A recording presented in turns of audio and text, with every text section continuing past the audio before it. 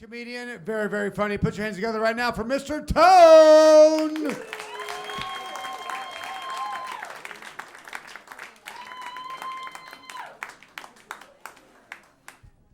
Woo. Do I look cool? I'm nervous in the motherfucker.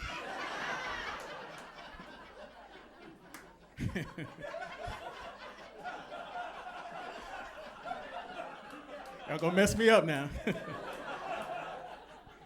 They call me Tone, but I like to be known as the Tone of Truth. Now, first thing I want to say is I've been married for 14 years. Y'all ain't married, are y'all?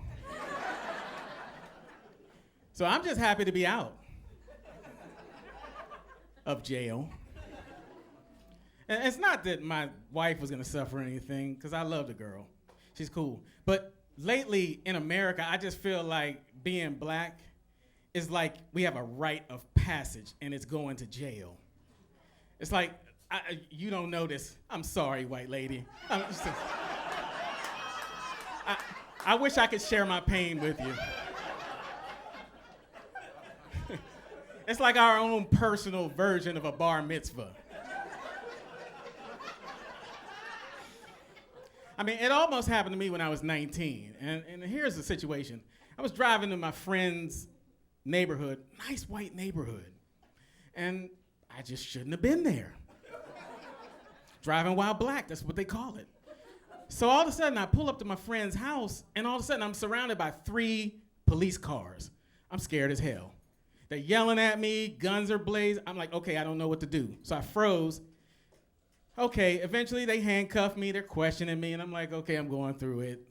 I'm not happy. Well, what had happened that night, there was a 911 call that had gone out. Apparently some young lady had like run out of a building. She had a rope around her neck. She had been detained and raped. Exactly. I guess I fit the model of a suspect, I don't know.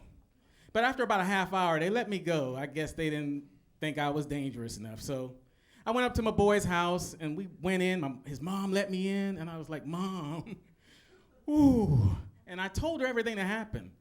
And she was like, okay, Tony. She said, you know what? You should have gotten his badge number.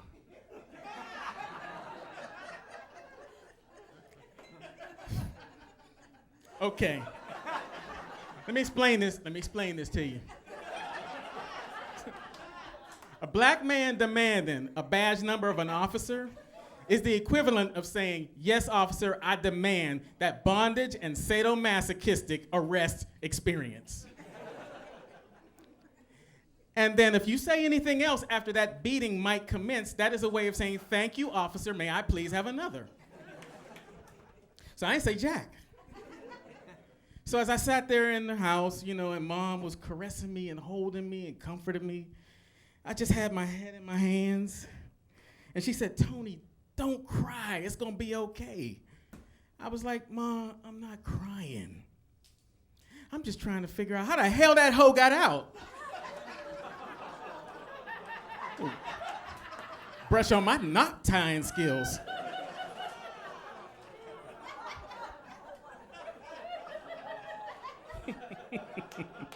I didn't really do that, y'all. Just don't be calling around, put my name out there.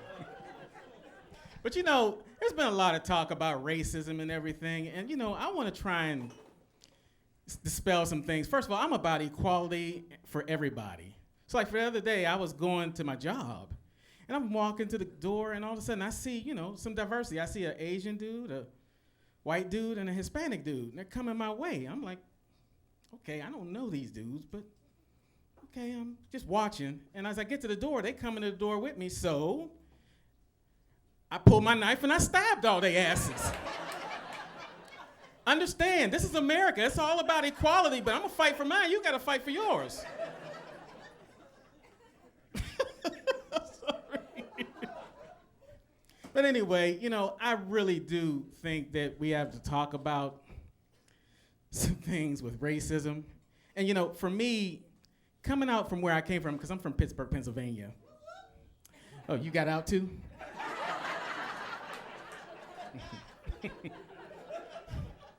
few of us. And when I think about it, it's like when I was thinking about this story that I saw, and it was about this place out in California. It was a first black city back in 1908, right? All black.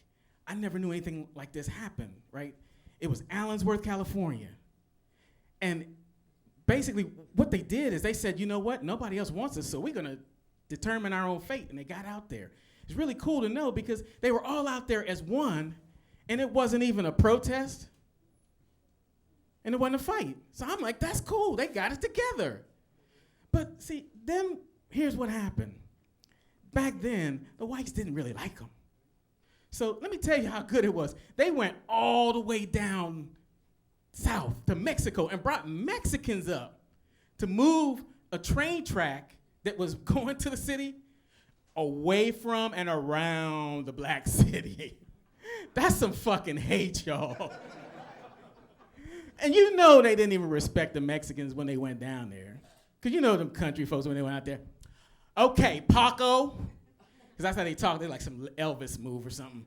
Paco, we need you to come over hero. And we gonna move these train tracks, woo woo, you know, woo woo, around El Negros.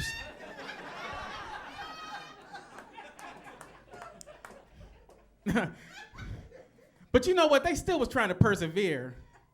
And really, the worst thing about this story is my imitation of somebody in this country. Because I need some diversity in my life. I really don't know nobody. If it ain't hip hop, I really don't know you. And then insult to injury, right? After they took the train tracks away, you got me laughing. The water company had control of the water. They turned the water off on the jokers. Ain't nobody washing their ass. They can't feed their animals. So they basically had to leave. You know, that's kind of jacked up. So what ended up happening is as they left, of course, you know, there was Indians on the side of the road saying, hey, bro, we told you don't trust them white people. Peace. But just thinking about color, you know, years ago I had my first white girlfriend. I did have that part. And, you know, that was actually cool. But I can tell you, if I can give you 2 words to describe her, she was aesthetically challenged. Basically what I'm saying, she was a little on the homely side. But it was okay because she was such a nice person and she treated me with respect. And you know, when it comes down to it, for me, I'm really not about looks. I think everybody's beautiful inside. I really do. Inside. So eventually, you know, I didn't talk to her for her whiteness. I just liked her. She made me feel good to be around her.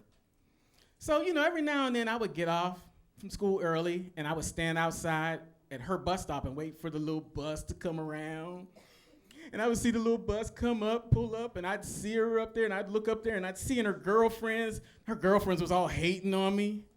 They was like looking out the side. They was like, I said it was a little bus. Now y'all got consciences? I done heard fuck, shit, hell all out here, and now y'all got a conscience? I thank y'all. I love you. Appreciate the support. God bless y'all. Good night. I am Tone of Truth.